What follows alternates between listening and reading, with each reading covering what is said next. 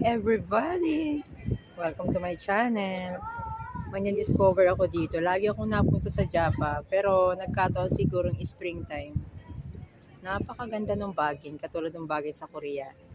Mas maganda yan kung mababa, tapos papapicture ka. Lumalawit yan eh. Ay nakita yung ganda niya dito sa taas. Naglalakad ako, tapos sabi ko, ano yun? Kakaiba yung kulay ng bulaklak. Parang punong-puno ng bulaklak. Ang ganda. Sobrang ganda. Nagbigay saya sa akin. Hindi pa ako nakakapasok ng gate. Please watch this. Ayan. Ayan po ah. Para ka nasa ubasan. Pero yan, bagin yan na favorite ng bees. Meron akong ganyang picture sa Korea. Ganda! Sobrang ganda. Sobrang saya ko. Nakakita ulit ako ng gantong halaman. Bagin yan yun. Namumunga din yan na parang sitaw.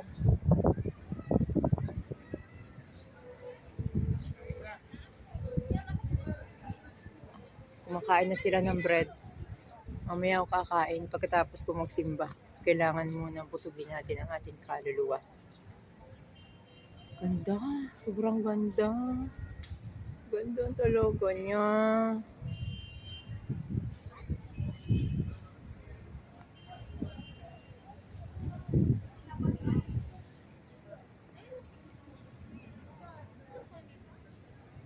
Hanggang doon ay kaso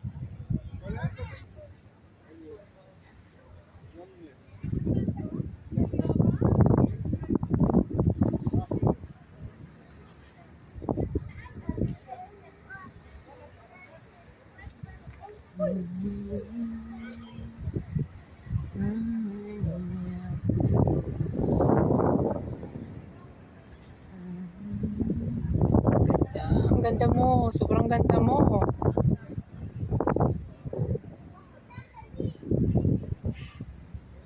Isa siyang patwalk sa baba, may restaurant sa baba, yun ang nakalagay sa ibabaw. Pero ang nangyari, yung bulaklak niya namukadkad sa ibabaw, kaya mapansin-pansin. Ang ganda!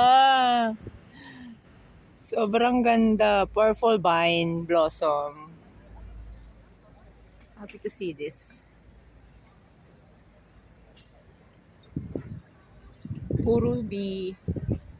Puro honeybee.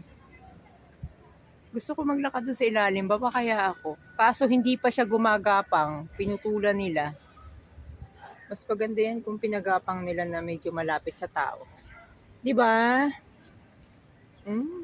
Ganda niya.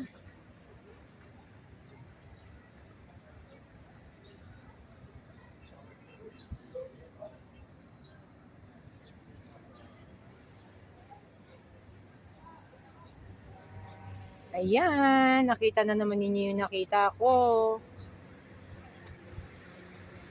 Kaya siguro pinapupunta dito, sabi ni Lord, may surprise kita sa isang magandang bulaklak.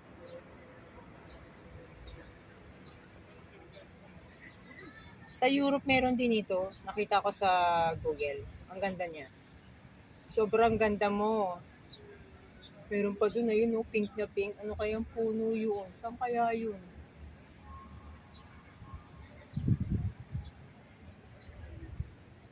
Bye-bye!